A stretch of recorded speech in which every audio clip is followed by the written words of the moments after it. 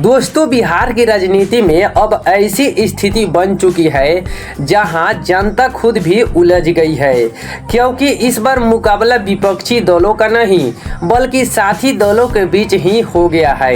एक तरफ आरजेडी ने अपने उम्मीदवार को मैदान में उतार दिया है और उसी सीट पर कांग्रेस ने भी अपना प्रत्याशी खड़ा कर दिया है।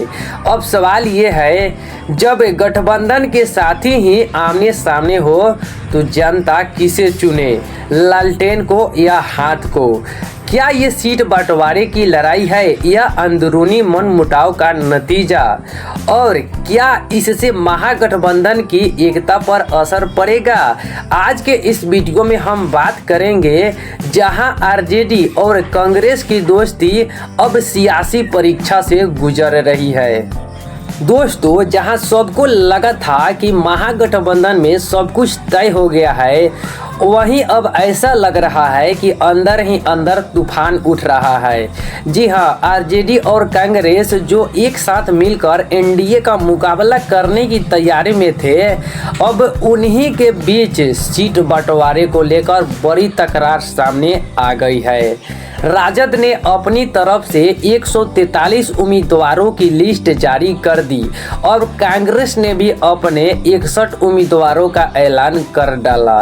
लेकिन असली मसला तो यहाँ है, दोनों पार्टियों ने कई सीटों पर अपने अपने उम्मीदवार उतार दिए हैं।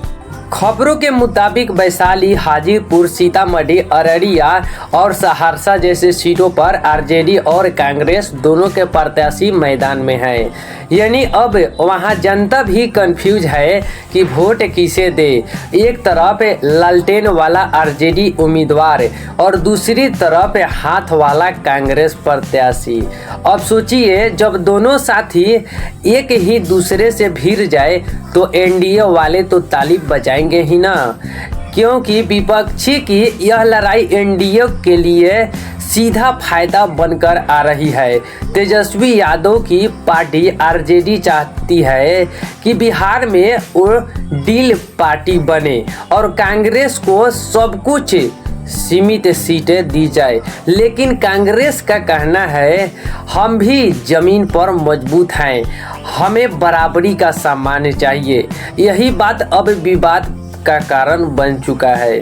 दोस्तों, भीतर खाने से खबर आ रही है कि महागठबंधन के बड़े नेता कई दौर की बैठक लगा चुके हैं, लेकिन अब तक अंतिम सहमति नहीं बन पाई है। हर कोई अपनी सीट छोड़ने को तैयार नहीं है।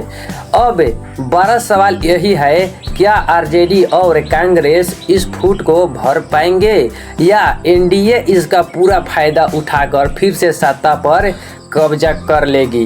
राजनीतिक पंडितों का कहना है, महागठबंधन के दल आपस में भिड़ रहे हैं तो जनता का भरोसा टूटेगा और वोट सीधा एनडीए की झोली में जाएगा।